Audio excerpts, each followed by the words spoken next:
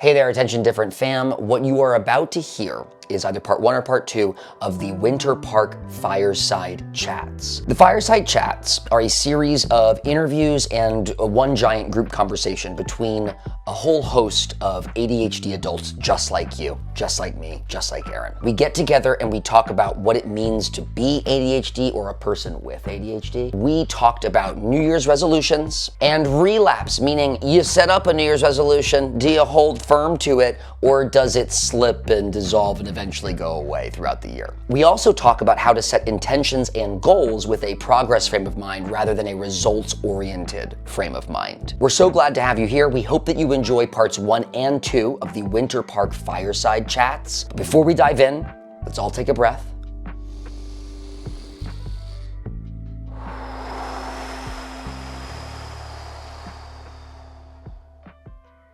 You got this. Welcome, everyone. We are here in Tabernash, Colorado, up in the Rocky Mountains. This is the ADHD Adulting Fireside Chat, which is a unique opportunity for everyday ADHD adults to connect, share advice, and learn from one another how to thrive with this condition.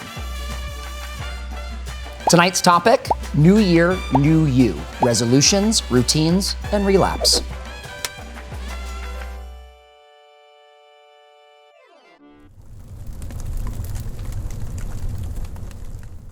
All right. What are some habits that we need to either do, habits or routines we either need to do or avoid to accomplish these goals? To repeat, and if you want me to start with the behavioral thing. So we've asked everyone, what is that goal, process response? What is that process-oriented goal that we have for this year? Now it's, what behaviors do I have to change, or what behaviors do I have to add to accomplish that goal? Cool? Yeah. I'm gonna start with a behavioral change, right? So not an add, but a change. I guess it's both though, kind of. For me, to accomplish the goal of ASL or any language learning, or really any of the goals I have for this year, I had to make the big kid, pull up your pants adult choice to do sober January, but not just dry January, fully sober January. And with the, we are how many days in? I've lost count. I'm freaking out.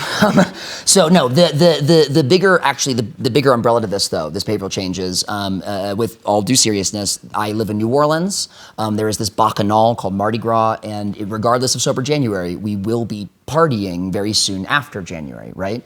And the sort of haunting question is, okay, so you pull off sober January, boom, boom. I've done it the last 2 years. This is the third. I'm sure I can make it to February. I've done it before. I'm not sure I can do it again if once I don't want a pendulum swing, right? And that pendulum swing can be violent back. So am I going to do this sober January, feel so good about it, get to Mardi Gras, and then do all the things, and then all of a sudden March 5th rolls around, the day after my birthday, Tanti Gras. But March 5th rolls around, Ash Wednesday, and I'm still smoking weed. Or I roll a cigarette, you know? And you think, oh, is this back in my life again? So I have to renegotiate my entire relationship to these substances. To be very specific, weed has been an everyday substance for 2 years. That was not my thing in high school or college. I went to an Episcopalian school, you know, I didn't engage in those sort of things until, you might argue, a little bit later, like college age. And even then it was not over the top, right? It only became so around grad school, thank you very much. But the 2 years every day thing, I can tell you, just to get brutal about it, detoxing after that, my partner and I sweat the bed for the first 4 or 5 nights. I mean, our body was getting toxins out, O-U-T, out. And there is no better confirmation than, like, and this sounds disgusting, but wet bed sheets. I mean, like, than you sweating awake 4 or 5 times a night, right? And having to get a towel because you're sweating. That is a confirmation that your body is like, I need to get this out. I know, right? Yeah, damn, homie. I mean, there's nothing more aggravating than being woken up for the 4th time at like 4 a.m. Yeah, we know. So that behavioral change also requires a process, right? So the first is accountability buddies. For a good sober January, you got to find your sober January friends, right? Which I have done, and in New Orleans, that is paramount. You have to find your people who are refusing to drink, refusing to smoke, and I've done that. The second then is to speak it out. I'm gonna write this book. I have called my mother, I've called my siblings. I say it a lot. It sounds like a neurotic thing, but I know with the work I've done over the years that I am calling it out. I'm making sure that other people, this sucks. But I know that there will be a moment in late March or April where if I have a spliff in my fingers, I've said it to enough people where someone goes, aren't you trying to not do that? And that's enough. That's enough to remind me like, yeah, I did say that shit. So that using the word sobriety a lot more, like honoring it, paying reverence to it, being happy about it, being proud about it. I can tell you right now, I feel fantastic right now. But just that 6 or 7 day journey to now was harrowing, and more proof that it needs to happen. So one other process to it. Yeah, there's meditation. Yeah, there's good nutrition. The gym definitely helps. But I think I'm gonna use one of my favorite quotes of all time, Richard Boleslavsky. Only when the subject is truly fed up can the real work begin. And I hit my fed up moment. And I'll tell you what it was. I'll be very vulnerable. We were day 4 or 5. It was January 6th. I do it on the 2nd is the start because January 1 is for me, right? It's for us, right? So starting from the 2nd, it's like the 5th, okay, or 6th. And my partner and I were jonesing for that oral fixation. So we thought, let's roll a tea and CBD joint, right? So it's like, oolong tea and CBD herb, right? No THC. And we were feeling pretty good about that. It was like a nice night. This is nice, okay, we're faking it, right? But I am not an expert on cannabinoids and their effect in the body, and I am not an expert on, relapse, but I had just stopped sweating the previous night. We both had a clean night, dry bed. We both smoked these CBD joints, and I sweat the bed again that night, a lot, and it woke me up again. When I tell you I was fucking livid, I have never been more angry at cannabis in my life. I was like, get the fuck out of my life. It was so immediate. It was Boleslavsky. I was fed up. And when I texted, back to that process, I texted my mother, I texted Aaron, I texted, I sent out to my confidants and I was like, y'all, this happened. I am fucking done. A lot of all caps. I am fed up. And if you know me, you know when I'm fed up, shit changes fast, brother. I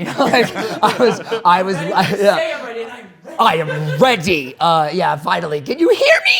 Yeah, I was fed up. I was really mad. And this is an interesting nuanced point, or I hope it's interesting. This is a nuanced point. Anger can be really helpful. Anger can be healthy. I was extremely healthily furious. When you channel it, yes. Yes. And so I said, this shit stops today. And I can say with confidence and pride, I haven't had that urge because now it's in the fuck you category. It's in the you're an enemy category. You're an enemy of the state. Like you're not allowed in here, right? So I needed, and back to the book, I needed the time. It had to happen that way. It had to happen that way. I had to have that little urge with my partner and smoke the CBD thing and then get that sweat night and be like, oh no, fuck this. And not even a trace amount of cannabis can be in my body, right? So that is how we're going to kick this off, right? Is what behavior has to change or what behavior do we need to adopt to accomplish our goal? And I'll preface this one just as I did the process stuff for the goals, right? The thing that is so hard for ADHDers is not, it is yes, we can make the commitment in the moment, right? But it's the consistency of the follow through of doing it day in, day out, week in, week out, month in, month out. That's the challenge. Now, some would argue, right, that it's impossible for an ADHDer to be consistent. It's kind of baked into the disorder, right? The executive dysfunction. Inconsistent. Consistently inconsistent. It's part of the executive dysfunction. However, what I think we can do is make up for our inconsistencies with persistence.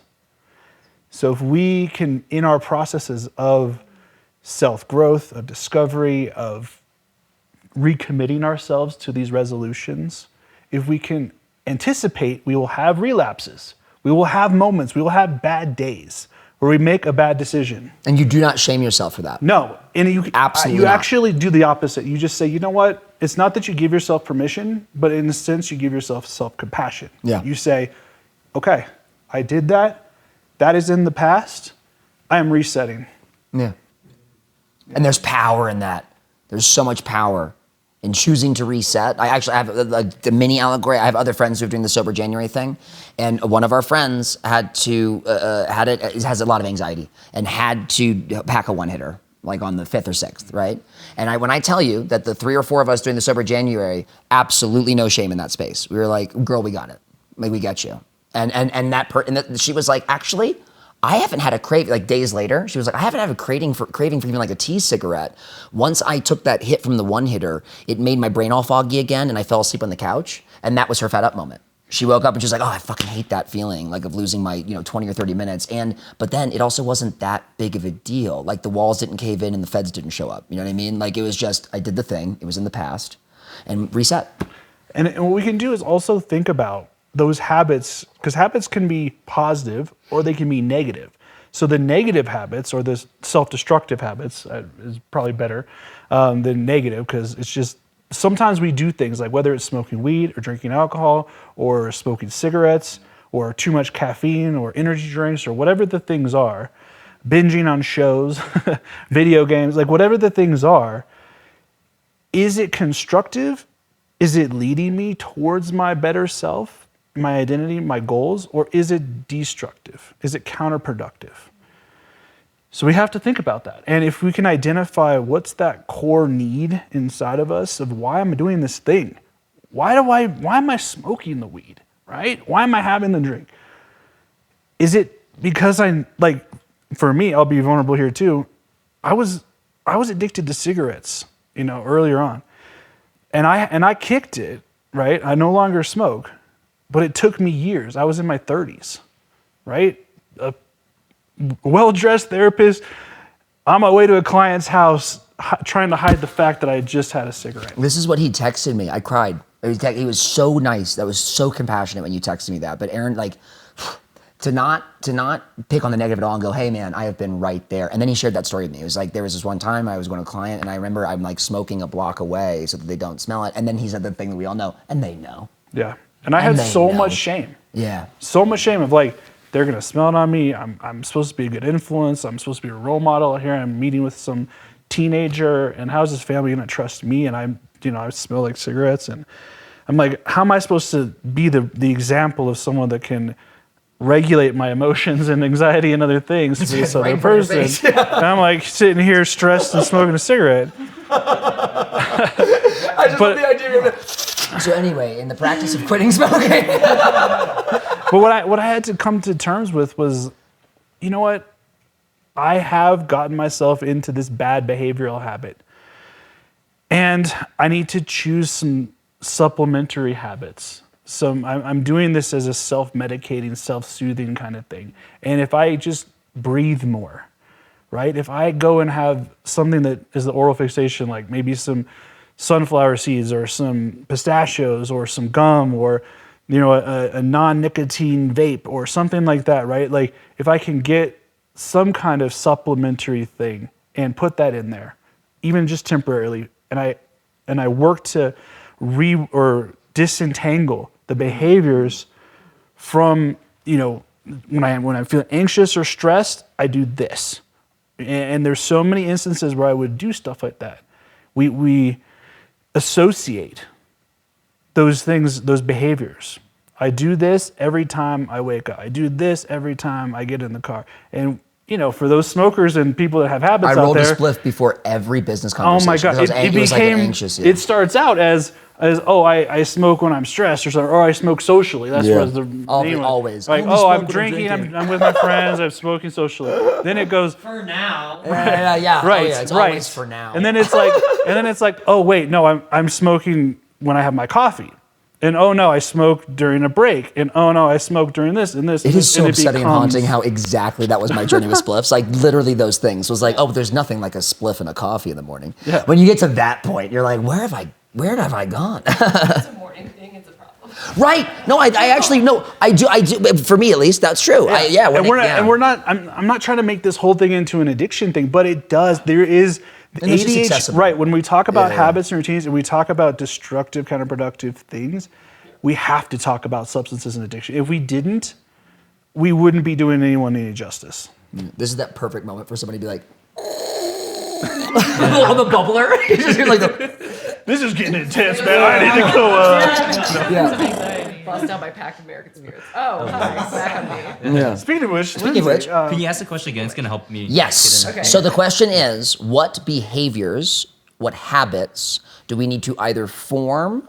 Oh, actually, oh my God, I'm gonna use, okay, for Catherine Moore, who used to name Kitty Cat Momo, there's a professor at my undergrad, she would say, hold on tightly, let go lightly.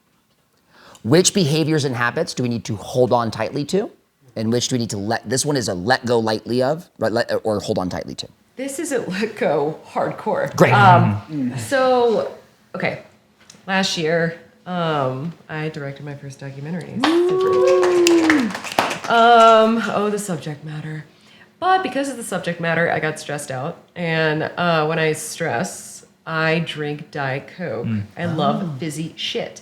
So here to Diet Coke, whatever's in the middle, I will drink it as long as it makes me burp. And I burp into the mic all the time. Aaron saw it tonight.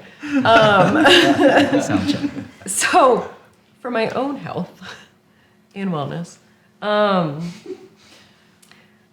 like I turn to these things, and I know it's terrible for my stomach to drink fizzy drinks. This sounds like I'm 88. It did air a little bit on the geriatric. Yeah. I gotta get rid of the fizzy drinks, the fizzy sodas. Yeah. But no, because like when it's weird because it's not just the nicotine, because I do smoke. And when I'm on set, I smoke. Absolutely, because I need that break. I need the silence. I don't need to think about anything. I'm just inhaling.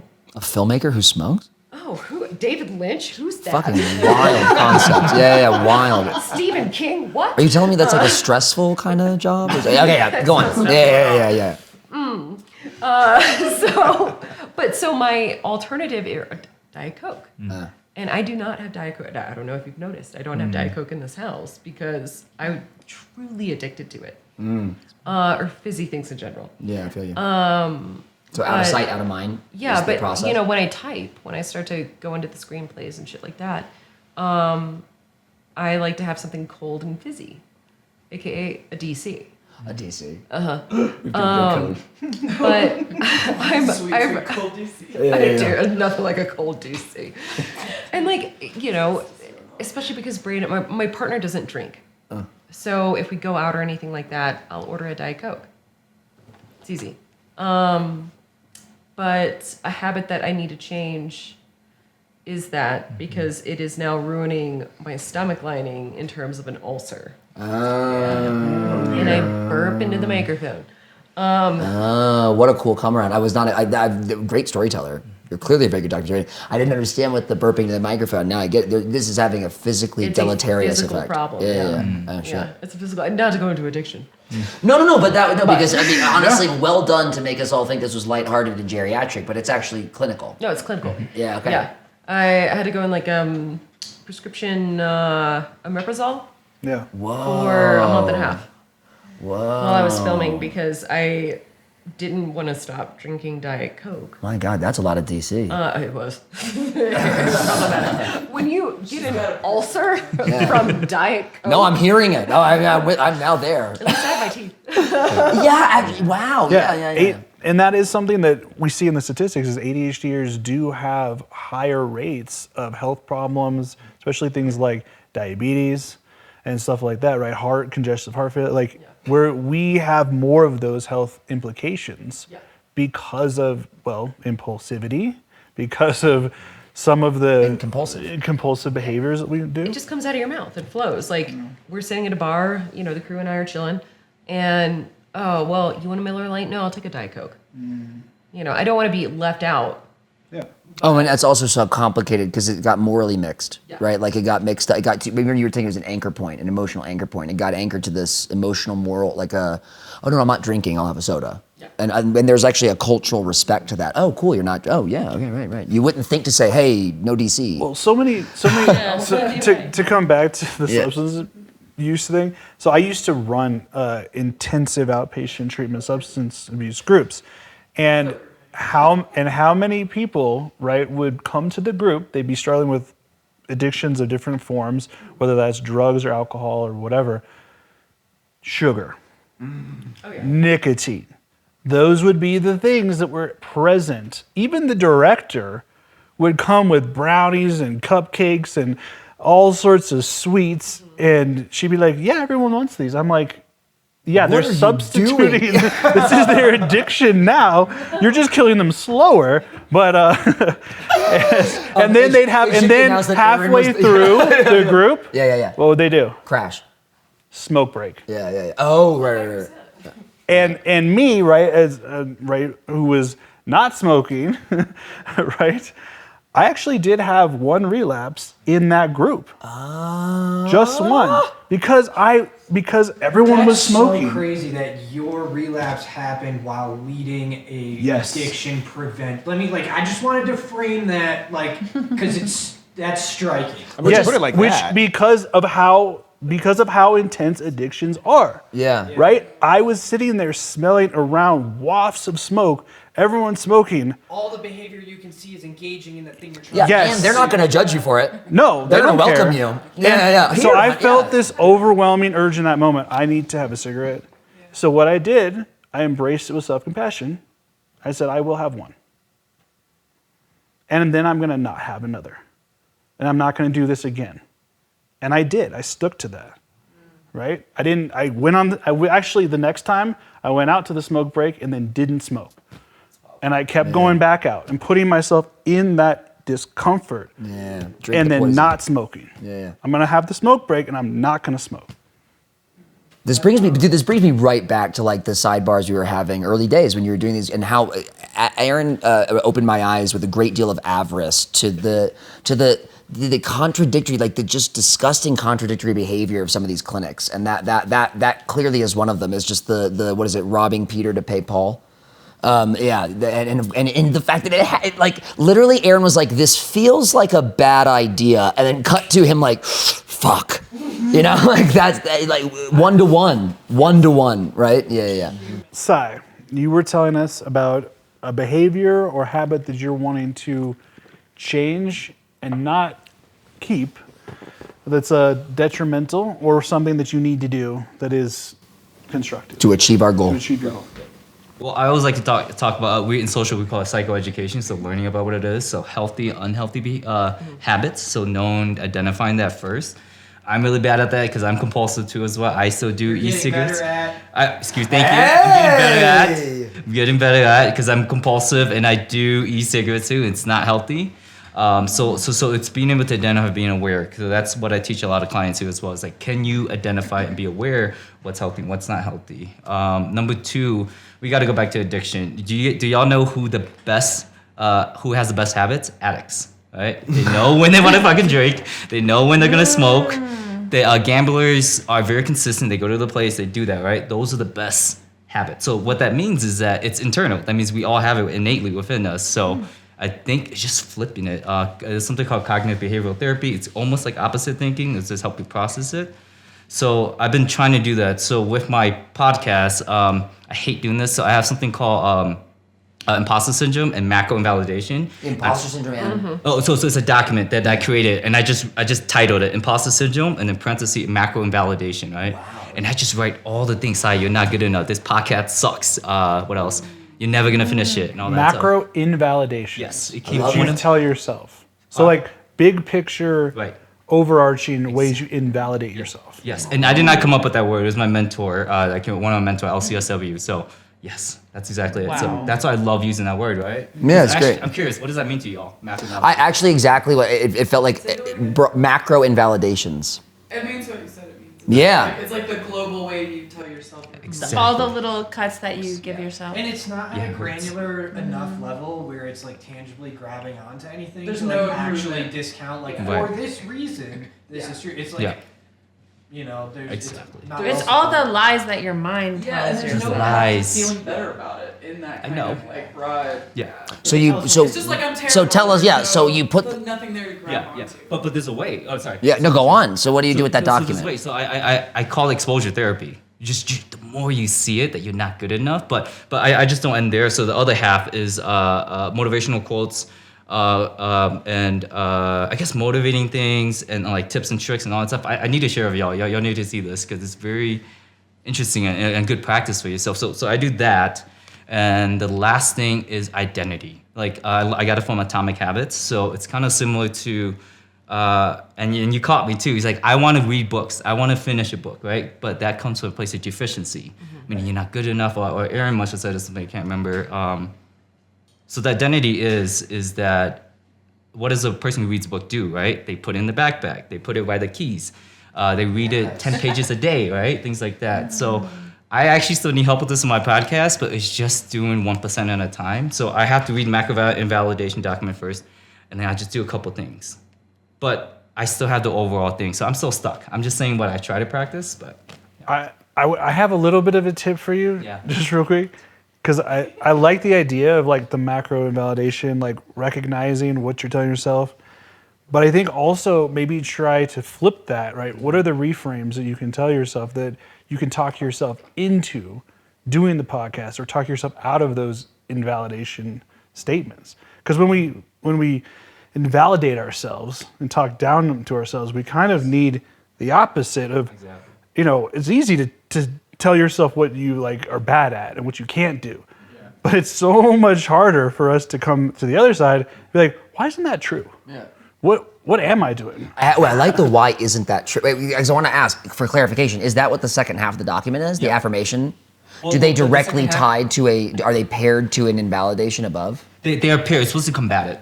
Okay, so it is so it is a negative self core belief, and then not in spite of that, this is the stronger belief. Like evidence to disprove that. Yes, exactly right there. But the affirmations have to be something that speaks to a true core belief.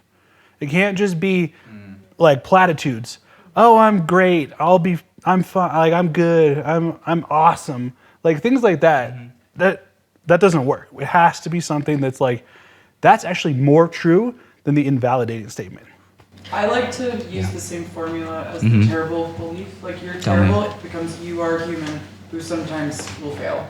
Or you're human and you'll doubt yourself. Ooh, that's a lot of compassion there. Yeah. It's like the same you are, and so you can actually place it if you want to, or at least put it side by side. I like that. Thank you. I'm using that. Yeah. Symmetry helps sometimes. I love you guys. But we talked about, expectations.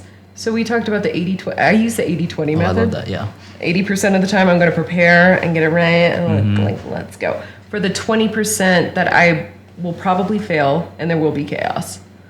But if I know that I have 80% of it down really pat, good, right? let's fucking go. Okay, but isn't failure the goal? Failure is the goal.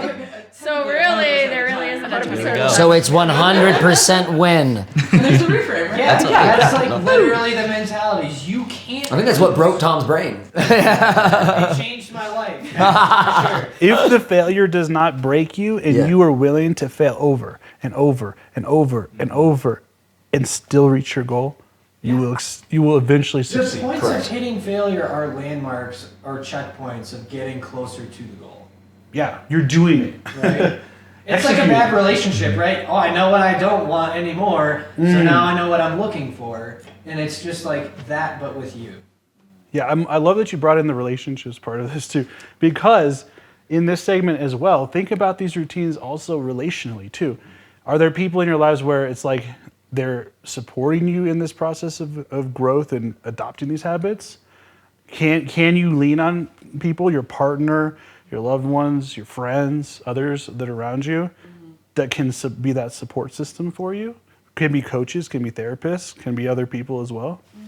That's actually a good way to I look went at right upstairs after you talked about your read thing, and I was like, hey, I have some things I want to talk to you about with my partner, that I think will be good. Hell yeah. I really wanted to be like, bookmark this. I need to talk to you about this. Hell yeah. Okay, so wait, and thank you for weaving it in. That's perfect. So we would normally, if we had more time, we would do a third question about how does this affect your relationship just wrap them together. Wrap it in if you feel if it's part of the thing that's authentically going to support you. And the question similar to the one before, there's an A and B side to the coin. How does this change? How does this affect or change your relationship to yourself and to others? Right. So what is a habit or behavior that we need to add or let go of, and how will that inform our relationship to ourselves and others? Is the whole thought. Oh man. Okay. Thank you for repeating that. You're welcome. So are you? You're. I'm good. Oh, yeah. Go on. Thank you. Okay. So habit I need to let go of. So I'm a content creator. I'm on social media 24/7. And so You don't know it right now, but hashtag my ADHD is like at my is just running across the screen right now. and I've gotten really burnt out because of that, obviously. And it's a weird dynamic when there's like, you feel like there's people relying on you on social media. It's just like a really weird thing, but there needs to be boundaries put up around that. And like specifically habits of just like, when I'm on it, I'm telling myself it's for work. Like I'm working, like scrolling. Like when you guys are scrolling, you're probably enjoying it and like, oh, this is dopamine. But for me, I'm like, oh, I'm working. This is research. I'm researching. This is research. Yes, but it is kind of research. But still, it's like there's not really a cutoff point for it for me. Like there's no boundary. There's no boundary whatsoever. And I think my people who follow me know that and take full advantage of that. So yeah, that's been really challenging, and it's definitely something that like it comes up in my family. Like it is a problem. Like there's people in my life who like maybe they'll call me or text me and I don't answer for them, but yet they see me on Instagram. And they're like, oh, you can like talk to all your followers, but like your sister called me. Like, you're not answering my call.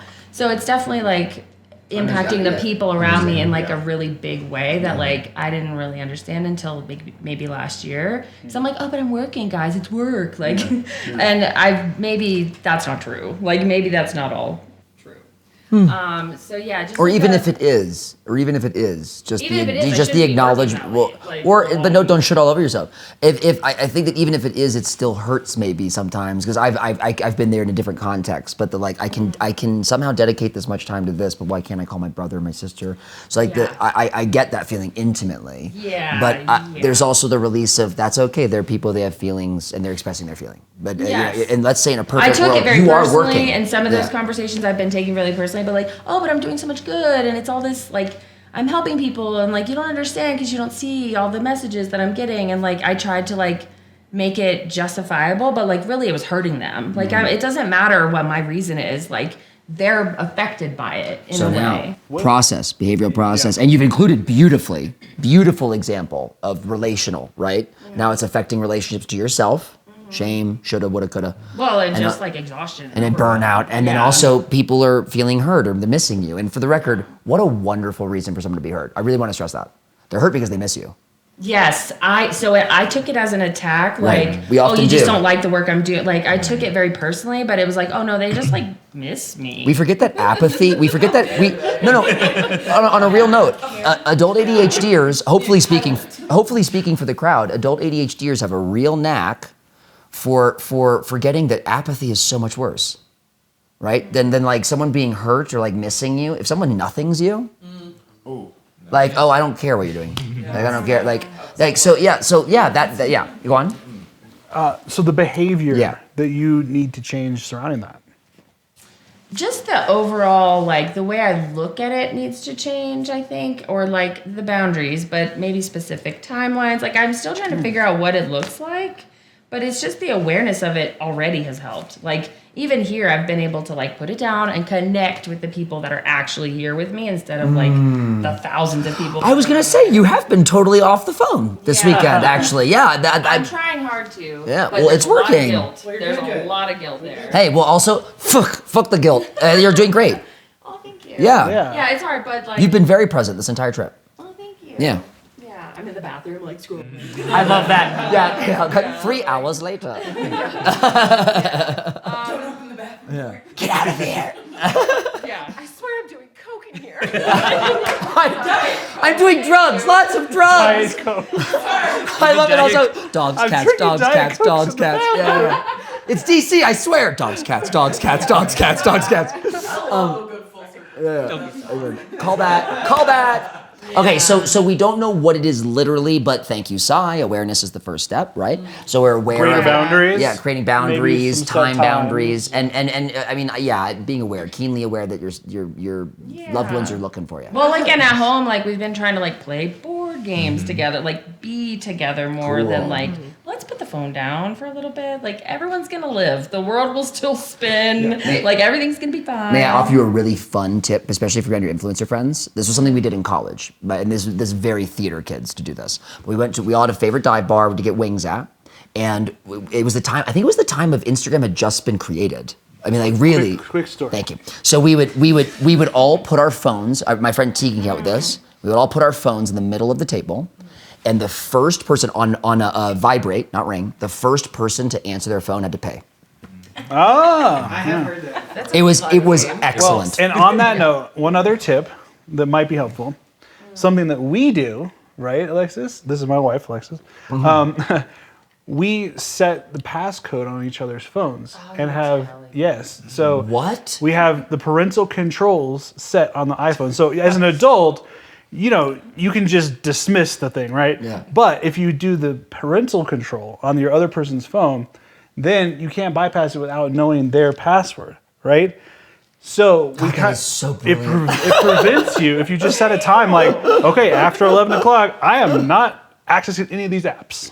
You know, nothing that's unproductive. No, that totally just closed the gap for me because I've lost count of the number of ADHD adult friends who are like, did you see this new thing you can attach to your fridge and it's an RFID magnet and you just swipe your phone and your phone becomes a dumb phone, but it's all under your control. And, yeah, right. And so that felt self-control wrong. is the main thing. Yeah, that's the problem. But now that if I closed want the gap. access, access to it, I have to go to her and I have to be like, so I need to, I got an important thing. And she's like, bullshit. go to bed, go to bed, go to bed. That's awesome. I don't know if I'm there yet. Right. Could get there. But Yeah, I think someone's nearby upstairs going nodding vigorously. But what's helpful about that we found, like, by doing it, is at first it's hard, right? And breaking a habit can be hard.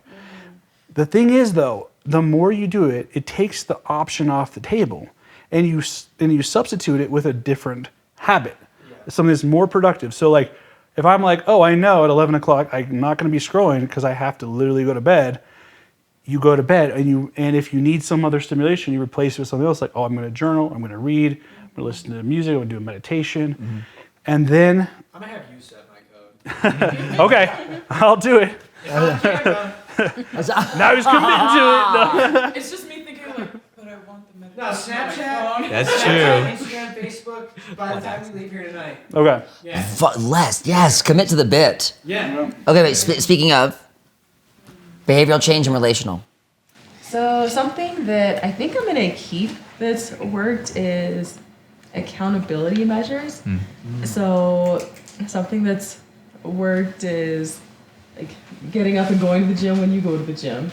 But then another thing of accountability is with my Spanish goal is that, again, there is the accountability because there's a professor, a tutor who's going to be meeting me at that point. But I think I'm going to move that time of when I'm taking Spanish classes to be directly after the time that I stop working, because sometimes it's hard at the end of my workday to stay motivated to work up into that time. That's the end of my day. How long is the gap now between end of workday and Spanish class? Well, she's doing it in the morning now. Yeah, but I'm going to change it to come directly afterward because... And it creates a transition point, which is also important for ADHDers, right? Yeah, because if I'm just like, okay, I'm going to be at my computer and then I'm going to close out of work and then start my Spanish, then that's kind of already made the decision for me that I'm going to have a productive full day of work. Because that keeps me from saying, well, I think this is time enough. This is a good pausing point as any, and then I wander over and start doing something else. So that just kind of gives me that extra added push. Oh, you have the next thing, the transition. I got you. My day's not over yet. My day's not over. And and I hear this from my clients too, is like sometimes they have a hard time stopping work, right? They continue to work, and then it's like, oh, it's 8 o'clock and and like, Definitely. but if you can set a hard out, like I have to meet with my tutor at this time, I have to go to the gym, I have this class, I have something I have to show up for, then you don't have the choice, right? There's more consequences to avoiding it. Yeah. Yeah, and it's become harder to get to the end of my day, and just because with like ADD meds. Like I'm kind of left high and dry around like 2 o'clock. Yeah. So to just kind of have something toward the end of it, and it's That you can look forward to. yeah, that I can look forward to and further motivates me. And yeah. I like that. I think I might adopt that when I'm doing the ASL and Spanish stuff. End of day. That strategy actually worked really well for me when I was doing the personal training with my trainer in person. That strategy worked really well for me. So yeah, I like it. I like Therapy worked for me. 5 p.m. every Tuesday, work from home. So. There we go. Oh, not every Tuesday, every time I have a therapy appointment. Right. That's potent. It's one month right now, it's fine. This human in this incredible jacket. I have no idea where you got it. This this? bomb. Yeah, I know. Where did you get that from? Whoa, I'm sure. I think Mr. Tanti here can tell both everyone here and also our listeners at a later date. I will. Yeah, exactly. Oh, good, smooth. Okay, go on. Your habit and relation. I'd like to get back on the mindfulness train. That seemed to really be working out for a little bit. My big issue is I need to have these visual reminders to do these things, even taking time for myself. And so I'll even have on my personal calendar a little reminder 5 days a week that says, play a little bass, it's a treat. But I work through it every time. It's like, oh, I haven't got enough work done. And so it's coming up with ways to be more attentive in my own personal life. Maybe even getting back into Focus Mates, where I have a routinely scheduled session with someone and they're like, I'm cleaning out my office or whatever thing they're doing, and I'm cool, I'm playing the bass. And just figuring out ways to keep myself more accountable with the things that I say I should be doing to take better care of myself, so that I'm not just the mental brain equivalent of a Pinto that's on fire with Tell no us extinguisher. real quick what Focus Mate is. Yeah. How it's helped you. Yeah, what is it? So for the uninitiated, Focus Mates is this really cool website where you can either just ad hoc jump into a session or schedule something in advance where you are matched with someone else who also has a similar, just some sort of goal where they need accountability. It's basically parallel play. And the goal there is that Co-working. Yeah. space. Yeah. It's like Body maybe doubling. some could be studying for an exam. It could be someone just trying to be more proactive in their own creative endeavors.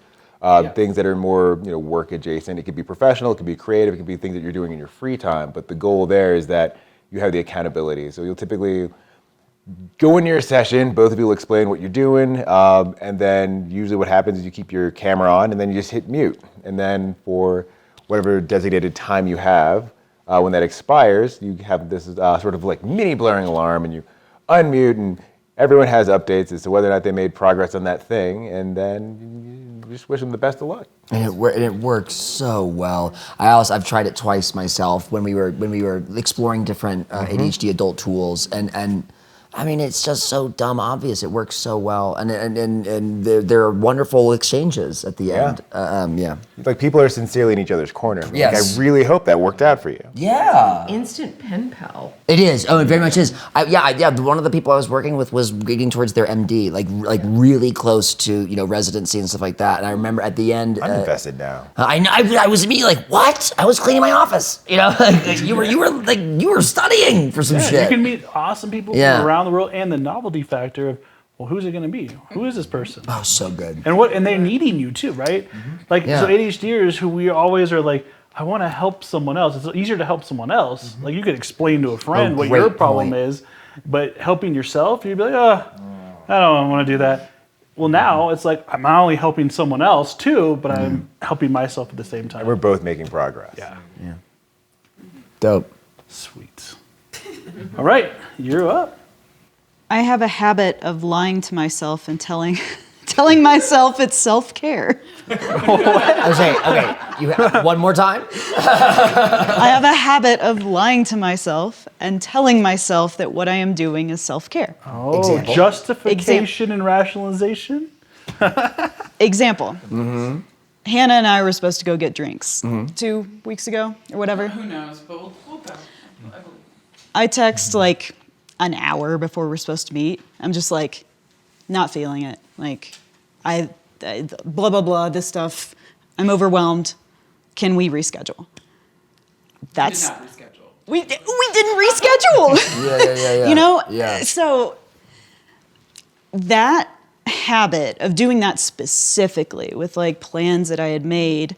When it's like, oh, that's a problem for future me. Like that whole mentality, I need to cut that out because that is not bringing me the community that I want. God, what a callback. So good. Okay, so let go lightly of this it sounds like a lengthy pattern of behavior. Avoidance. Yeah. Avoidance. It's totally avoidance for I don't even know why. I love Hannah. I love hanging out with friends. But there's like post-COVID, there's this comfort to I want to be high on the couch watching YouTube with my dogs and my husband. And that like that's a wonderful thing to do. It sounds lovely. Not every single fucking day. Right. We need to live our lives. You're fun, Devin, just not that fun. He's Not so fun. every day. He's so fun. But You're just saying that because I'm your ride back to Denver. it's true. But it's healthy. Spot in the front seat. Okay, All no, on a real level, like it is healthy. I think to have other outlets and expand our network because it keeps the relationship fresh too, right? We can't just like stay there in one spot. No matter how much you love the person, want to spend time with them, right? You need to have those other outlets, and even if we're feeling exhausted and tired in the moment, it's like, how am I going to feel? How do I always feel after I hang out with this person? That's the big one. Yeah. Because it's like, oh, I don't want to fucking go. And then you're like, oh, I just had the best time ever. Yeah. So I was going to say something like joking direct to camera, but it's all of a sudden got more serious. No one is everyday fun. I'm not. That's so toxic. No one is fun every day. No one is fun every day. And like the idea that we'll be able to just loop that shit for 365? No, absolutely not. Yeah. I'm reminded by the Dr. Becky's out there. I keep singing her praise. I hope I get to meet you. But like she's famously said, like, sometimes I'm a shit parent. And like we need to say, like, sometimes I say the thing and I go, fuck, I didn't mean to say that to my kid, right? And then she has to go, I apologize. I lost my cool, right? But like, no one is fun every day. Cut that shit out. Yep. Yeah. So yeah, exactly. And to back to that point, I have 1,000 times been in the situation where I'm like, I'm just not feeling it. And excuse, but maybe I'm too late and like social standards are a thing. And I'm like, I can't cancel 5 minutes before they show up. And then that person shows up and they say, oh, it was such a blast. We were 3 hours. I can't believe I didn't tell you. Yeah. So, exactly. Some process. What's the first good thing? Like a habit. The next good thing Behavioral habit. to do. The next good thing would be hanging out with Hannah. Rescheduling. I got you. But do it now. It's recorded. Yeah. Maybe like addressing it ahead of time, like, hey, if I try to cancel with you. Because I respond That is with, like, sneaky, and your tightness is so. That's being like validating, but next time I'll shame you. Remind. No shame. I'm like, come on, bitch. You know you want to come get a pickle shot at bar 9. Oh, I do. You want that more than you want to hang out with me, and you do want to hang out. Hannah, gentle nudge, and be like, hey, remember, I'm your good friend, and I really want to see you. Yeah. And maybe what that could look like is gentle. But bitch is a term of endearment. Well, I mean, whatever you want. Bitch, it is. And secondly, peer pressure. We can instead of saying shame, peer pressure. I would not unambiguously know that Yeah. I have her back. And But also like it's a little, might be a little joke, a little bit of shame. So, no, I'm kidding. Well, but practically speaking, to build on what you were saying, giving like another option, another out, or like a way that this can look like is maybe it looks like you guys agreeing and you agreeing with others as well that if you do reschedule or postpone or cancel, that you will reschedule That it moment. and decide like, I'm not feeling up to it. I'm feeling drained. Yes. Like I really do don't need want to to- do this yeah. today, but I would really like to do this in the future. And here are a few dates I'm available. Exactly. Yeah. I was thinking to say, that could be an easy half step to the. Yeah. So Tom, you're up. Well, to build off what you were saying a moment ago, the avoidance. And for me, it's this behavior, and it's both a behavior and a mindset. And I was kind of second guessing myself, like, can I really say this? Because it's kind of like a mental thing, but it really is like a behavioral one more thing, right? Like, I'm going to send one more email and then stop working. Oh wow, it's already 5:20 instead of 5 o'clock. How that shit works. No, it's literally not how that shit works. Yeah. Hold on. Do you know who said this to us one time? It's Eric Tivers, right, from ADHD Rewired. The one thing-itis. This is one thing-itis. Okay. I've been putting We love you, Eric. We love you. Yeah. One more thing-itis. One more thing-itis. One more thing-itis. Is it Ari Tuckman or Eric? Eric. Yeah. We love you, Eric. That was brilliant. Yeah, one more thing-itis. And so for me, How do you defeat it? How do you defeat one more thing-itis? for me, what that looks like is kind of, it can look and sound like a bunch of different things, but like practically, it's telling myself, like the behavior is clicking the off button on my phone instead of one more reel till I laugh a little harder, right? When I get a good laugh, I'll stop scrolling, right? That is like my, like, you know, most like, I don't know, one of my most self-sabotaging behaviors is when I get a good laugh, I'll stop scrolling, and then you get a really good laugh, and you're like, oh, that's good, and then you scroll, and then the dopamine wears off, and you're like, oh, like, well, one more good scroll. You hear like so closely to gambling. It's like that's like a gambler's addiction. It's like I just need one more hit. Well, I just need. I literally want to block my stuff because like I do Snapchat a lot. I have gotten more into Instagram, which is like something I didn't used to use. And you know, Facebook's always sending me messages about whose birthday it is. And so it's like there's all these opportunities to dive into it. And so if I can like put down the phone and start brushing my teeth, it's so easy for me to then wash my face. And then the question becomes like, how can I fit flossing in there? And then like that's like 3 healthy behaviors that have cascaded right out of me not doing one more thing. Yeah. You know, and so it's kind of, and like that also gives me a lot of time back. Because I sit in this like decision paralysis where I'm kind of like numbed out, whether, you know, scrolling's an easy example, but like it happens in work too. Like, oh, I'm checking email. Oh my God, it's 3 p.m. and I haven't eaten lunch yet. Like that stuff happens in every context. So for me, whatever the context is, I already have a system where like my reminder to eat breakfast, to, you know, get a snack, to eat lunch, to do my laundry, like for me, that works. I know that probably like would send other people into a spiral, but having a reminder go off 30 minutes, 15 minutes, and then at the time of for everything I need to do or want to see myself do that day, that's a system that got me through grad school. I mean, so I'm not going to kick it to the curb, but leaning back into that and then getting, you know, starting to remove these like stalled points, and then taking that time back to be productive. And that can be like sleep so I can wake up earlier. Yeah. That can be that quiet time that I said earlier that like I want to, you know, so yeah, that getting rid of that one more thing I guess, or starting to treat it by just doing the next thing that I was planning to do instead of this, oh, one more thing that just popped into my head that's what it is going to be for me. Before we get to our last beautiful person in the circle, I want to add just the other side of the coin for me. And the anecdotal example is part of that gym discipline. You know, on smartphones, particularly Apple, we can create the blocks. Like you can create custom blocks. Focus blocks? Focus blocks, thanks. And also you could download apps that will, sorry for lambasting dumb mode, but you can actually turn your phone into a dumb phone by downloading apps. And when they activate at a certain time of day, it will. My buddy Paul has one that turns your phone like black and white into a scroll list. So like all your apps are just words, like in a scroll. It makes it look like an old, like, you know, like 8-bit kind of a thing. It's pretty cool. So I have a nope mode. It's all caps nope, and the emoji is a flame. And it's got anger, it's got teeth to it. I always set that when I'm at the gym. And the reason is that's my space. That's a nope space. I'm not getting any notifications. No one is allowed to text me or call me. No one can get through nope mode. That's the point of nope mode. And it expanded from there. It started at the gym. Now I use nope mode when there's like an emotional dysregulation.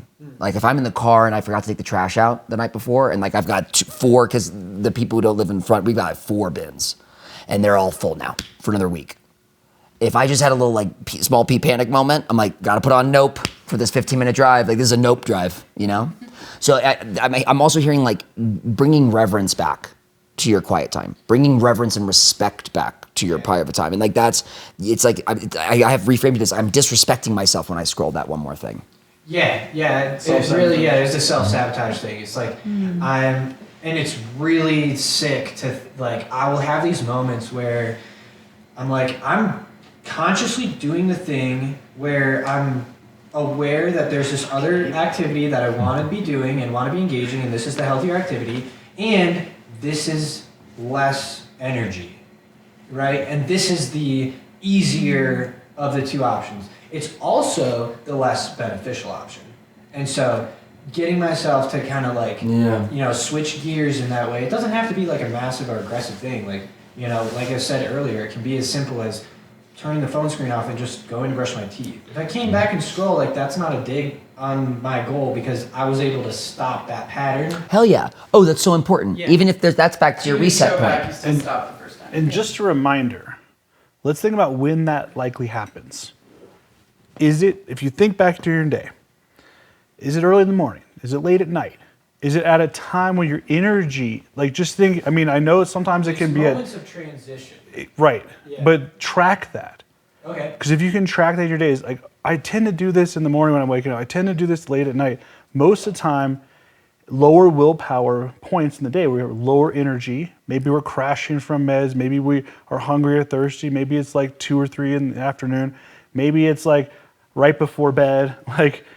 And obviously, one of the biggest challenges for ADHD is like being able to like fight that willpower. And we do it a lot during the day.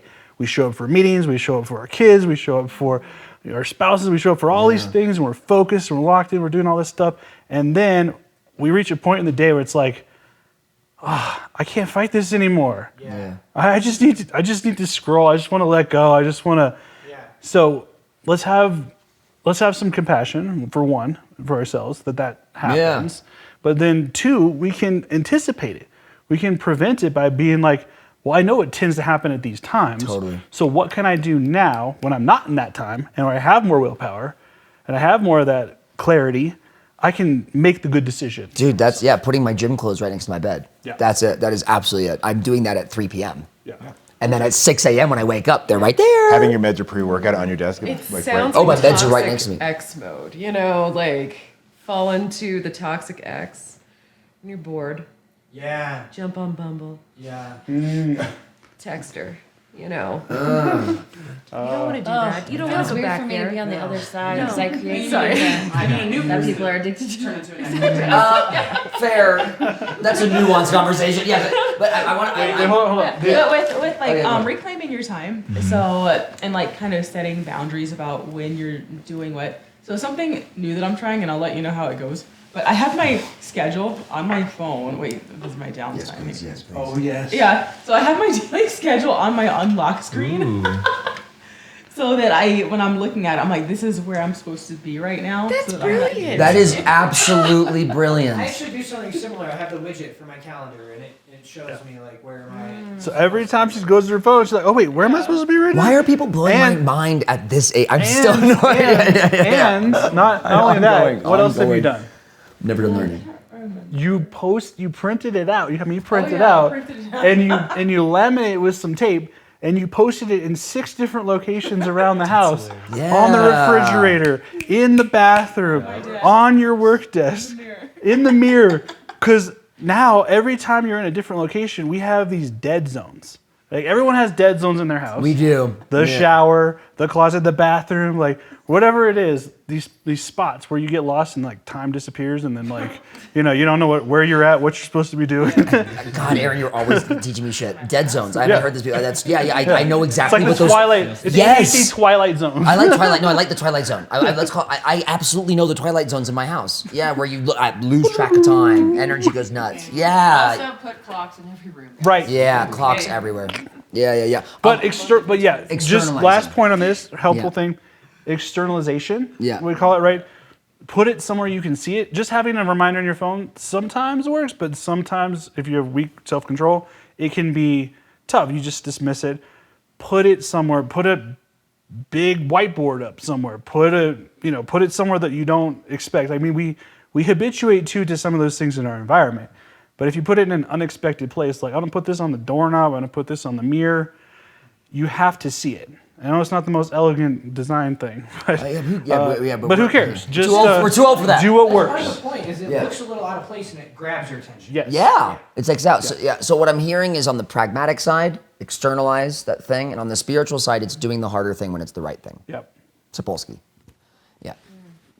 All right. Could you Hannah. repeat the questions? It has been a long time. It's been a long since evening. we had the question. It is what behaviors or habits do we need to hold on tightly to or let go lightly of, and how will that change our relationship to ourselves and others? Okay, yeah. So I've felt like kind of lost lately for a while, mixture of the pandemic kind of stuff, making it easy to avoid.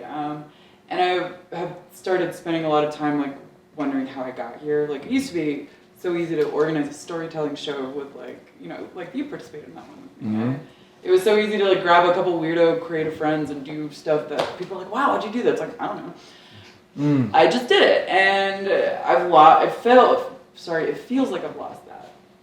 So I've sort of, and that comes with like a lot of the shame and self-doubt, and like I realized that I didn't actually know why I was avoiding, if it was fear of success, and that's why I asked you that question, or if it was fear of failure. It's like definitely perfectionism, the box, but I don't know what I'm actually afraid of, other than the unknown.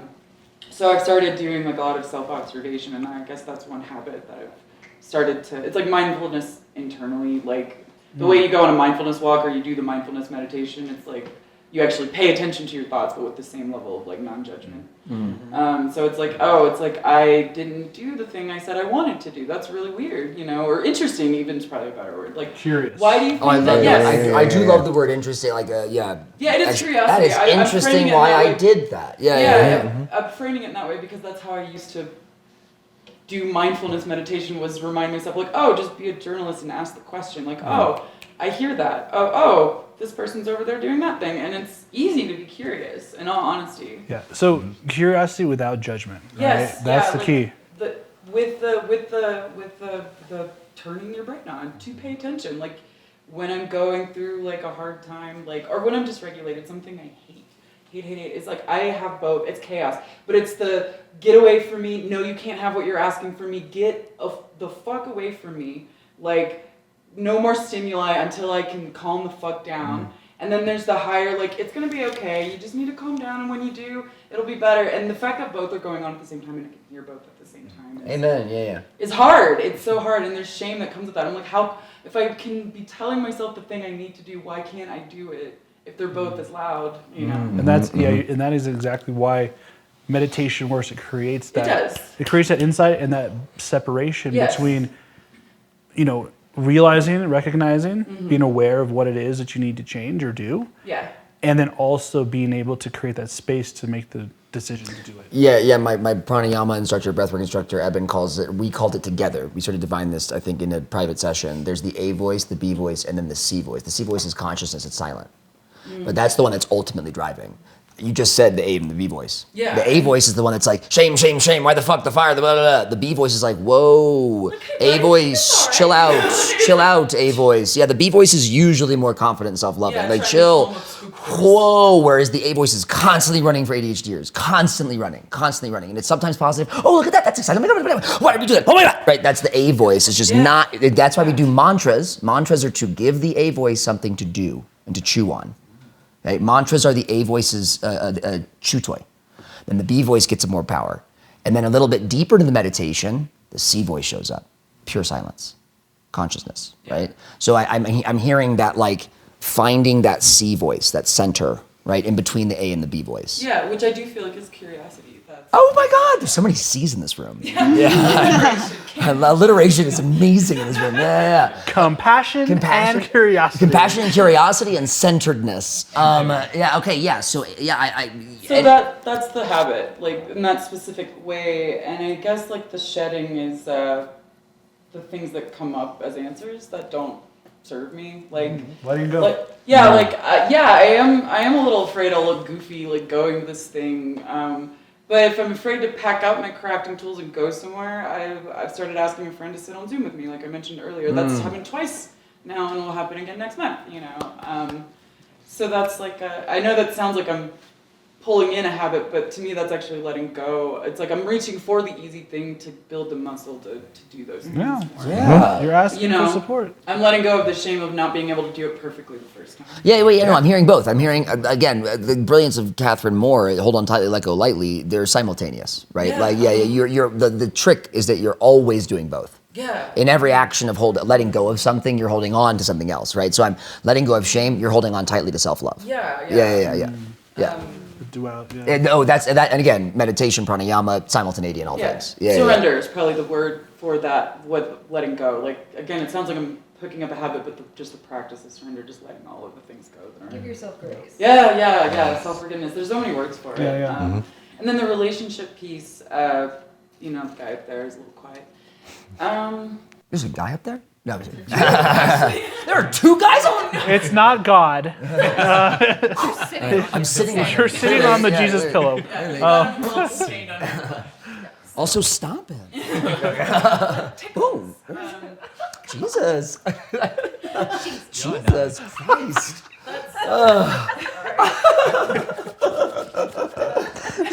Jesus, you're Sorry. so kinky. I know it. Sorry. I could go for hours. This is too much. Yeah. So back to A voice, B voice, grace, and stuff. Yeah. It's okay, yeah. And so something I've realized, in that space of how did I get here, not happy. It's funny. It's okay. You can laugh. I'm still laughing at this joke. I'm sorry. It's totally fine. You guys, I'm very funny. Yeah. But actually, I want to take it serious for a second. Very personal. I had my first real panic attack end of last year, and it was because of the exact moment you experienced. Yeah. It is the higher mind and the lower mind, and my inability to find the C voice. I've gone to that place. I've sat in meditation for an hour and a half and seen myself floating above. I was in my driveway and I didn't make it back from the mailbox.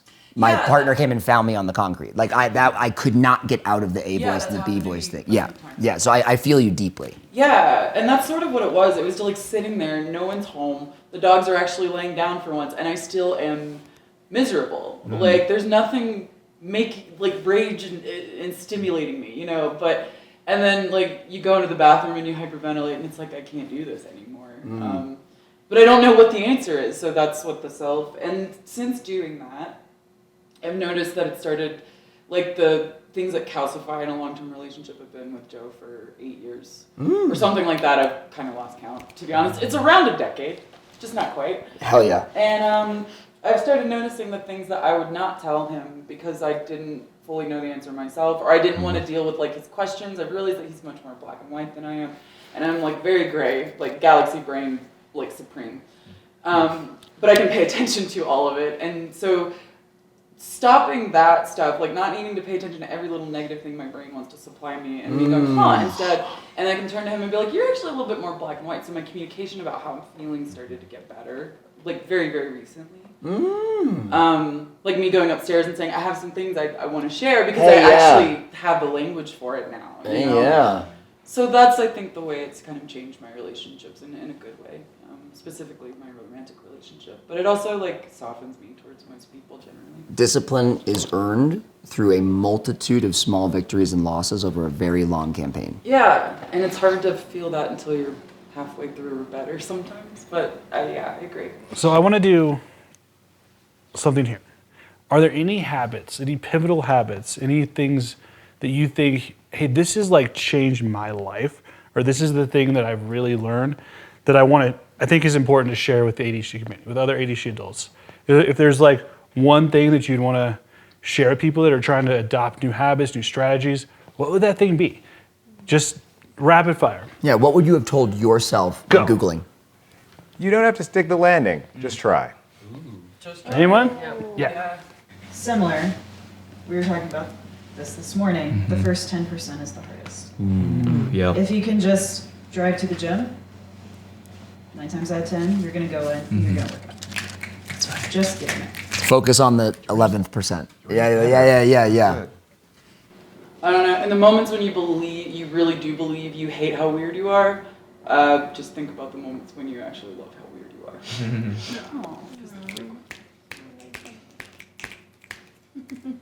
Do it with my left hand. I can't. Any tips, any tools, any insights you want to share? Yeah. You don't have to. No one has to, but is there anybody else? There is something that has changed my life the last year. Yeah. I thought I had imposter syndrome. And the truth is, I can. And I did. And it didn't take much. I had to, like, I didn't have to even convince myself. Directing, sorry, that's what I'm referring to. I'm so thankful the epiphany came after the camera moved. Say it again. So, Directing. yeah. Directing, baby. So you thought you had imposter syndrome. I thought, because, like, going into a new move, I mean, as a producer, okay, you know what the lineup's always going to be and what it should look like.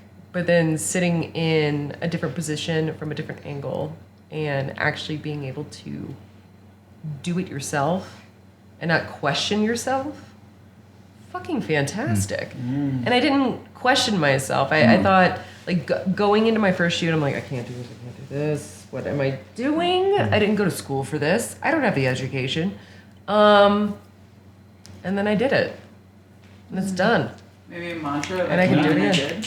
I can and I did. Yeah, I And was I'm trying to think of doing that it. mantra. Yeah. I'm doing it. Or I can and I will. If you Yeah. haven't completed it yet. Oh God, does anyone do Peloton here? Anyone? No? I have a poster for you that I'm going to tell you about later. But yeah, so what I about the can. Peloton? What about the Peloton? Yeah. I can.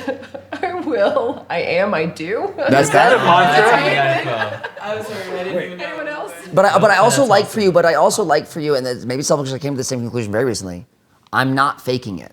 Yeah. It's not like a fake thing. It's not fake. It's real. It's not fake. I'm not faking it. Yeah. And You're not it's impossible. happening in real time. Yeah. Which is the crazy part. Yeah. Accepting one's own reality is a big deal. Yeah. No, I don't like that part. Yeah. I would say that, like, a big one for me, and some advice that I've been given a long time ago, is to not check for progress too frequently. If you reflect and you ask yourself, have I achieved that goal? Have I made that change every hour, every day? You don't actually have an opportunity to make the change or to implement something new. So the biggest thing for me in, like, the past several years has been, like, set the intention, give it a week at least, and then come back to it. I love that. That's new. That's yeah. Don't beat yourself up with progress, Hornsby. Yeah, because if you check for data all the time, you can't find a good trend line. And so you don't really know what direction you're going. So check for data routinely. Well, especially, I think it's especially true if you are checking in a way that's like judging yourself. Yeah. Like, how far am I? Why am I not there yet? What's wrong with me? And, like, kind of looking at it in that way. I guess that's the default mode for me, so thanks Yeah. for calling that out. Yeah. But I also think you can build that. Well, but it's all. I think it is helpful to track things along the way, because it keeps it front and center. It keeps it, like, it's in your space, and if it's out of sight, it's out of mind, right? So for ADHDers, it's like, if you aren't looking at it, you might forget I am making progress. So I think it is good. Like, don't let go of the judgment, but also check in and maybe recognize the successes. Yeah. Recognize what you're doing. Yeah, I have a weekly call with an accountability coach, and that's what it's all about. Is like, hey, what were the goals we were working on, and what were. And that's why coaching, right, to plug, right, is like, I'm an ADHD coach, so Potential Within Reach is my other business where I do coaching. And that's exactly what works too with coaching in particular, is like one of the facets of it is that accountability, that check-in. And a lot of times it is once a week. Sometimes it's you have some other metrics in between and stuff, but you do have that touch point once a week. Yeah, and for me, more than once a week is too frequent. Yeah. I don't have enough opportunity to implement the stuff I talked about 2 weeks ago. No, that resonated for me. I have friends who get into that neurotic trap of, like, it's like, what about today? What about today? What about today? What about today? What about today? And it's like, what about, like, 4 days from now? Let it breathe. A chance to do it today. Yeah. And if we could have a major takeaway out of all of this, we're offering you guys, as an audience, we're offering you points of view. We're offering you perspective. We're offering you from our lived-in experiences. That's exactly what we're doing at these fireside chats. We're interviewing everyday ADHDers, going through this life of adulting with ADHD and giving you some insights. But what works for me, what works for Steven, what works for Tom, what works for all of the folks in this circle may not work for you, or it might. So try it out, test it out, see what works. And if it doesn't fit, if the shoe doesn't fit, don't wear it. It also might work now Yeah. and not work later. It might not work now and work later. It might work now and not You work might not be later. ready for it. Right? Yeah. It might not be the right time. A lot of moving parts. Yeah. Yeah. Wow, you guys. Can everybody give yourselves a round of quiet applause? We've made it. Yeah. Oh, a round of applause. Thank you. God, we do take things literally. I love that. Wait, which way? Which way? I'll get goopy for a second, and it's helped to explain to our audience. There's an ADHD conference every year, the International ADHD Conference. Last year was in Anaheim. I don't think they've announced where it is this year. And there's a neurodivergence conference. Yes, and the yes. Neurodiversion. Neurodiversion.org. I'm assuming it's showing up right now. Austin, Texas. Austin, Texas, March 27th through the 29th. Hell yeah. And it's going to be an annual thing. Yes, right after South by Southwest. Annual thing. Yes. It's Okay. an inaugural event. Yes. Amazing. So whether or not we get this produced, I think we'll have it produced by then. Yes. But stay tuned. So I wanted to wrap us out by saying, Aaron and I went to the early ADHD conferences when they were Chad, and now they're all the three kind of major organizations come together. The ADHD the annual International ADHD Conference. What's really special about it for me personally, and I think this is felt widely, is this concept I keep bringing up of hypervigilance melting away. We spend so much of our lives, young adult, child, young adult, masking. Masking. We're not alone. We are a part of any minority group who masks.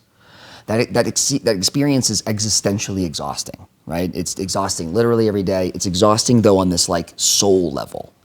And the catharsis, the intense epiphany of that first CHAD conference, of any ADHD conference, is that moment that I realized I wasn't masking. I had just stopped, and I was at a table of 20 other people, and we all stopped, and like there was a lot of laughing, and a lot of like happiness and gaiety and joy. And there was nothing personal, like nobody was taking it personally. I mean, the idea, the funny, like people will stop and start conversations with no adherence to time. And Over leave 3 the days. table and everyone's fine with that. No one's upset. Yeah. Like we just did, right? Yeah. Like we just spring off of each other. And I was desperate to create that in more spaces. Desperate. I was like, there is no way this can only happen for 3 days a year. There's no way.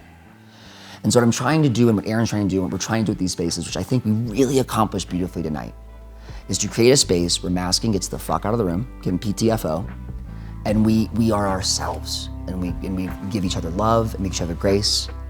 We game, respect, game.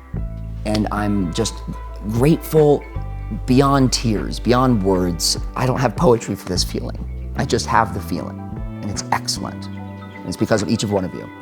So thank you for being on the early stage of this. This is gonna keep going. We're not gonna stop.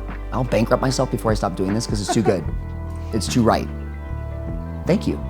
Thank you. Yeah. Yeah, namaste. Namaste right here.